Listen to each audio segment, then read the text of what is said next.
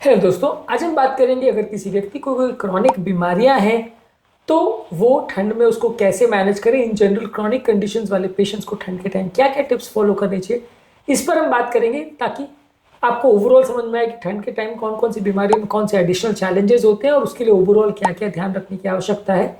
ये सारी चीज़ों पर आज हम फोकस करेंगे। आज का टॉपिक है how to manage chronic problems in winter season. Topic पर जाने से पहले जो लोग हमारे चैनल पर नए हैं उन्हें रिक्वेस्ट करूँगा चैनल को सब्सक्राइब करें, वीडियो को लाइक करें, शेयर करें, फॉलो करें, कमेंट करें, पूरा देखें।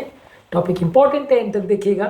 किसी भी और चैनल पे कंटेंट नहीं मिलेगा, इसलिए इसे अंत तक देखिएगा, शेयर भी करिएगा। चलिए शुरू करते हैं। सबसे पहले ये मान के चलिए कि विंटर ओवरऑल कई क्रॉनिक बीमारियों को, खासकर जो इन्फ्लेमेशन रिलेटेड बीमारियां हैं या कार्डियोवास्कुलर प्रॉब्लम्स है जो बीपी, शुगर, कोलेस्ट्रॉल से अफेक्टेड होती है, इसको बढ़ा सकता है। क्योंकि ठंड में बॉडी की इम्यूनिटी कॉम्प्रोमाइज होती है, इन्फ्लेमेशन ज़्यादा होता है, आप खाना पीना बहुत ज़्यादा खाते हो, एक्सरसाइज कम करते हो, तो बहुत सारी बीमारियां गड़बड़ होती है। तो ये सारी चीज़ों को अगर आप प्रॉपरली एड्रेस करते हो, मैनेज करते हो, तो थोड़ा आपका हेल्थ बेटर रहेगा और आपका ओवरऑल क्रॉनिक कंडीशंस जैसे कि आर्थराइटिस है, एस्थमा है, हार्ट अटैक है, बीपी है, शुगर है, ये सब सारी चीज़ें बिगड़ेगी नहीं। ये सारी बीमारियों के बारे में शॉर्ट में बात करेंगे कि ये कैसे बिगड़ती है और इसके लिए आप क्या कर सकते हो। सबसे पहले आर्थराइटिस और जॉइंट पेन्स के बारे में बात करेंगे। विंटर के टाइम रूमेटॉइड आर्थराइटिस, ऑस्टियोआर्थराइटिस जैसी प्रॉब्लम बढ़ सकती है क्योंकि जॉइंट्स ज़्यादा स्टिफ हो जाते हैं, ज़्यादा इन्फ्लेमेशन होता है, ज़्यादा पेन होता है। इससे बचने के लिए आप बॉडी को गर्म रखने का प्रयास कर सकते हैं, ठंड का ज़्यादा एक्सपोजर ना हो। इसके अलावा रेगुलर बेस पे एक्सरसाइज करिए, जैसे वॉकिंग, रनिंग, स्विमिंग, जॉगिंग। ये सारी चीज़ें आपकी ओवरऑल मसल की स्टिफनेस को कम करेगी, जिससे मसल की फ्लेक्सिबिलिटी बेटर होगी और पेन कम होगा। इसके अलावा यदि आपको पेन हो रहा है तो थोड़ा हीट थेरेपी का प्रयोग कर सकते हैं। पेन के लिए कुछ टॉपिकल ऑइंटमेंट्स या मेडिसिन का प्रयोग कर सकते हैं, ये आपके पेन को कम करेगा। इसके अलावा आप कोशिश करिए कि अपने घर को विंटर प्रूफ रखिए। जितना ज़्यादा कंपेरेटिवली आपके घर पे थोड़ा गर्म वातावरण रहेगा, अच्छा रहेगा।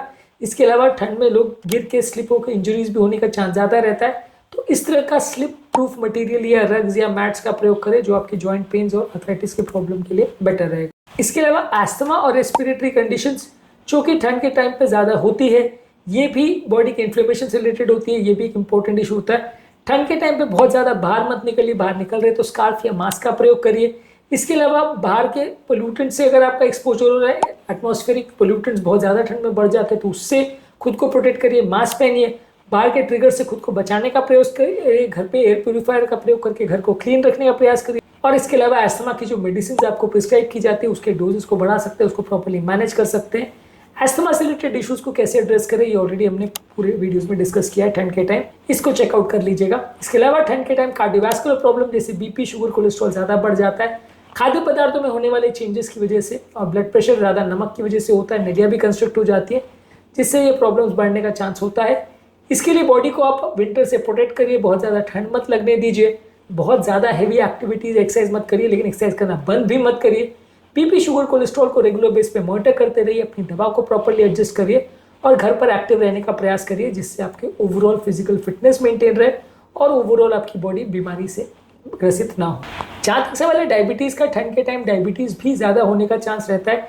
ठंड के टाइम हमारा ब्लड शुगर कॉम्प्रोमाइज़ हो जाता है, हम बहुत ज़्यादा मात्रा में मीठी चीज़ें ज़्यादा खाते हैं, ये हमारे ब्लड शुगर को कॉम्प्रोमाइज़ कर सकता है। इसके लिए आप अपनी डाइट को ठंड में प्रॉपर मॉनिटर करिए, रेगुलर एक्सरसाइज करिए, रेगुलर एक्टिविटी रखिए, मॉनिटर करते रहिए ब्लड शुगर को। बहुत ज़्यादा मात्रा में मीठी चीज़ें या शुगर वाली चीज़ें ज़्यादा मत खाइए, प्रोटीन्स वाली चीज़ें ज़्यादा खाइए, वेजिटेबल सूप्स ये सब ज़्यादा खाइए, फ्रूट जूसेस को अवॉइड करिए, फ्रूट्स थोड़ा ले सकते हैं, सब्जियाँ ज़्यादा ले सकते हैं, फास्टिंग वाली चीज़ें कर सकते हैं जो आपके डायबिटीज़ को कंट्रोल करती है और बॉडी को इन्फेक्शन से बचाइए। कई तरह के इन्फेक्शन जो है वो बॉडी के शुगर कंट्रोल्स को कॉम्प्रोमाइज़ कर सकते हैं, इसलिए इन्फेक्शन से बॉडी को बचाइए।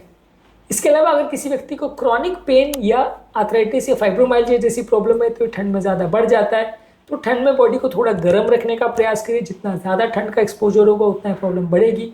रेगुलर बेस पे एक्सरसाइज करते रहिए, वॉकिंग, स्ट्रेचिंग, योगा, ये सारी चीज़ें करने से मसल पेन और स्टिफनेस का प्रॉब्लम कंपेरेटिवली कम होगा।